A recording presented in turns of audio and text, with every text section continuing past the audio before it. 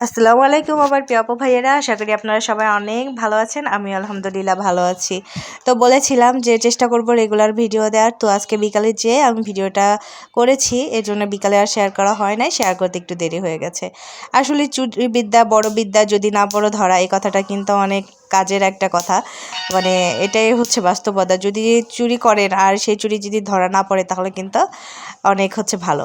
আর কেন বললাম কথাটা অবশ্যই সেটা বলবো। তার আগে দেখেন এই ছোট্ট বিনস গাছে কত সুন্দর বিনস ধরেছে। বিনস চাষ করতে যেয়ে না অনেক অভিজ্ঞতা হলো বিনস গাছ নিয়ে। তো দেখা যায় বিনস গাছ হচ্ছে প্রথমের দিকে লাগালে হবে না, শীতের যেহেতু গাছ, একদম শীতের দিকেই হচ্ছে চাষ করতে হবে যেন ভালো মতো ফলন হয়। দেখা যায় গরমে লাগালে আগাম যারা করতে চায় তাদের জন্য কিন্তু হবে না, সঠিক সময়েই লাগাতে হবে। আর বিনস গাছ রিপোর্ট করা কিন্তু অনেক কষ্টকর।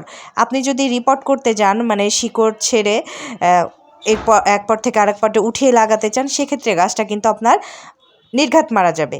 আমি যেই কয়টা এই পর্যন্ত উঠিয়ে আবার লাগানো হয়েছে, একটাও বাঁচে নাই, সবগুলি কিন্তু মারা গেছে।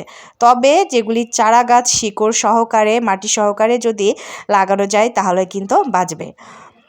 আর বিনসের কিন্তু জার্মিনেশন রেটটা অনেক কম। তো এখানে হচ্ছে বিনসের সাথে মূলত আমি দেখাতে চাচ্ছি যে আমার এই বিনসের গাছের গোড়াতে একটা হচ্ছে ছোট্ট চারা গাছ বের হয়েছে। আর সেই চারা গাছটা হলো ঢ্যাঁড়সের। আমি কয়েকদিন আগেই কিন্তু আপনাদের দেখিয়েছিলাম যে ঢ্যাঁড়স বীজ বপন করলাম। তো সেখান থেকে কিছু কিছু চারা বের হয়েছে, আবার কিছু বের হয় নাই, কিছু বের হচ্ছে, আবার কিছু চুরিও হয়ে গেছে। কেন চুরি করলো আমি কিছু জানি না, তবে বলি এই যে এই কয়টা টব দেখছেন, ক্যারেট বালতি, এগুলিতে কিন্তু আমি লাগিয়েছিলাম। যেই কয়টায় বের হয়েছে না, ঠিক সে কয়টাই নাই, গাছ উধাও হয়ে গেছে। কেন চুরি করছে, কী কিসের জন্য করছে, আমি এখন পর্যন্ত মানে চুরির উদ্দেশ্যটা জানতে পারিনি। কি আমার ক্ষতি করার জন্য চুরি করছে, না নিজের গাছ করার জন্য। তো যাই হোক হচ্ছে আমি জানতাম এমনটা হবে, এর জন্য কিছু বীজ রেখে দিয়েছিলাম। তো হচ্ছে সেগুলি আজ বপন করব। আর এই যে এখানেও দেখেন দুইটা বীজ দিয়েছিলাম, দুইটাই কিন্তু মাশাআল্লাহ বের হয়ে গেছে। আর এই যে এখানেও কিন্তু দুইটা হচ্ছে বীজ দিয়েছিলাম, দুইটাই বের হয়ে গেছে। আসলে চোর কখনো ভাবতে পারে নাই, মনে হয় এই টবগুলিতে দেয়নি, ওইগুলি সামনের দিকে ছিল, যেহেতু রেডি করে লাগিয়েছি এজন্যে মূলত হচ্ছে ওইগুলি থেকেই চুরি করেছে বা নষ্ট করেছে। আর এই যে এখানে তিনটা কিন্তু গাছ হচ্ছে, এটাও কিন্তু দেখেনি, আসলে বুঝতে পারিনি যে হয়তোবা এদিকেও ঢ্যাঁড়সের বীজ লাগানো আছে। তো যাই হোক এখানে দেখি একটা বের হচ্ছে, তো এখানে এখন লাগিয়ে দিব। এটাতে আছে যেহেতু এটাতে একটু কম করে দিব, আর প্রত্যেকটাতেই দিয়ে দিব। আমার ঢ্যাঁড়স করার যত নানা শখ আছে তার চাইতে বেশি ইচ্ছা আছে আমার মেয়ের, আর হচ্ছে আমার শাশুড়ির। অনেক দিন আগে বলেছিল কয়েকবারই ঢ্যাঁড়স চাষ করো, আর মেয়ে তো সবসময় বলতে থাকে আম্মু ঢ্যাঁড়স করো, কারণ ওর ঢ্যাঁড়সটা এত পছন্দ। আমি যদি ওকে চিংড়িদের ঝোল করে দেই তাহলে কিন্তু আরও অন্য কোনো সবজি সে খায় না বা অন্য কিছু লাগে না, শুধু শুধু খায়। মানে খাবার পরে একটু এক্সট্রা নেয়, আবার ভাতের সাথে ও খায় প্রচুর পরিমাণে। দেখা যায় আধা কেজি যদি আমি ঢ্যাঁড়স রান্না করি, তো মেয়ে দেখা যায় ও বেশি অর্ধেকটাই খেয়ে ফেলে, তো এতটাই পছন্দ।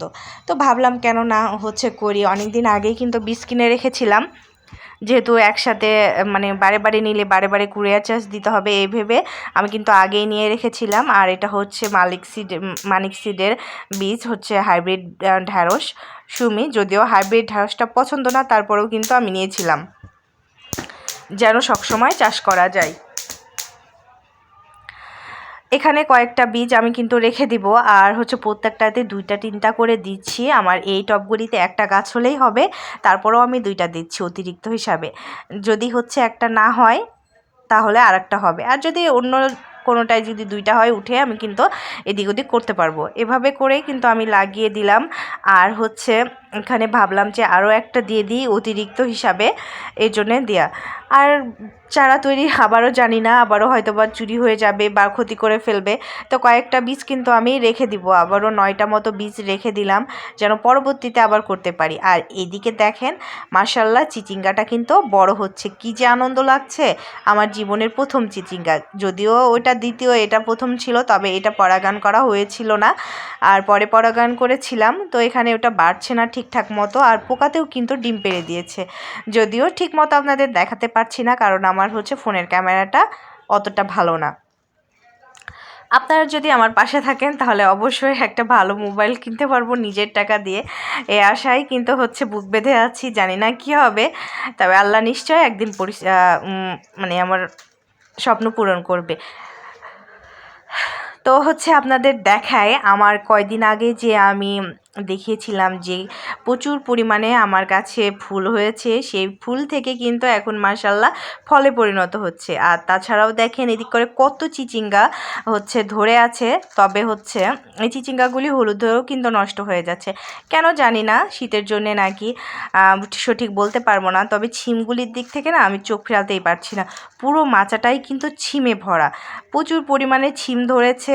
আর এত পরিমাণে ধরেছে আমি ভাবতেই পারিনি, কারণ এবছর প্রথম থেকেই পাখির অত্যাচার এখন পর্যন্ত আছে। এখন যে কচি কচি মানে ছিমের ফুলগুলি বের হয় সেগুলো কিন্তু খেয়ে ফেলে, তারপরও মাঝখানে যে কয়েকদিন বন্ধ ছিল সেই বন্ধ থাকার ভিতরেই যেই ছিমের ফুলগুলি বড় হয়েছিল সেগুলির থেকে কিন্তু প্রচুর পরিমাণে ছিম ধরেছে। এখানে লাল, তারপরে লাল আর হালকা সবুজ রঙের ছিম আর পুরো সবুজ রঙের ছিম, দুই ধরনেরই ছিম আছে। আর মাটিতে যেই ছিমগুলি ঠেকেছিল সেগুলি দেখেন মাশাআল্লাহ বড় হচ্ছে, তবে একটু স্লো বড় হচ্ছে। কেন বলেন তো স্লো বড় হচ্ছে? কারণ এখন হচ্ছে গাছ ভরা ফুল আর ফল, যেই কারণে স্লো বড় হচ্ছে। কয়েকদিন আগে যখন আমি ছিমের ভিডিও দেখিয়েছিলাম যে নিচের দিকে ছিম আছে, তখন কিন্তু অনেক দ্রুত বড় হচ্ছিল, কারণ পুরো গাছ ফাঁকা ছিল, এজন্যে মূলত হচ্ছে ছিমগুলি তাড়াতাড়ি বড় হয়েছে। তবে এখন কিছুটা পিছিয়ে গেছে, মানে কম বড় হচ্ছে। আর আমি কিন্তু এখন যত্ন নিতেই পারছি না, ছাদে আসি না, যেমন কালকে আমি আসতে পারিনি, পরশুদিন দুপুরবেলা পানি দিয়ে গেছি, আর হচ্ছে আজকে আবার বিকালে এসেছি। দুপুরে একবার এসেছিলাম, তো তখন ভিডিও করিনি, শুধু পানি দিয়ে গেছি। তো হচ্ছে খুব খারাপ লাগছে গাছগুলির জন্য, আমি ঠিকমতো যত্ন নিতে পারছি না, নেতিয়ে পড়ে যাচ্ছে।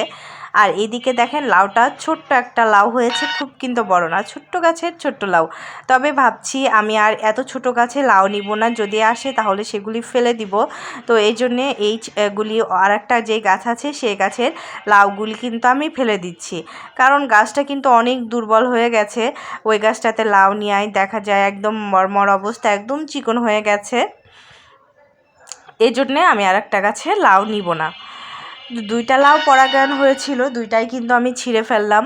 অল্প ছোট গাছে দেখা যায় যে ফল দিলে সে গাছ ভালো হয় না। আপনাদের সাথে একটা আমার শসা গাছের বিষয়টা শেয়ার করি। আমার শসা গাছটা কিন্তু প্রথম দিকে ফলন তেমন হচ্ছিল না, অনেক দেরি হচ্ছিল, ফলন দিচ্ছিল না। তো দেরিতে ফলন দেওয়ার পরে একসাথে এত ফলন হয়েছে, লম্বা সময় কিন্তু ফলন দিয়েছে। তারপরে এজন্যে গাছটার ভালো হচ্ছে, আগে গ্রোথ দরকার, তারপরে ফল নেওয়া দরকার।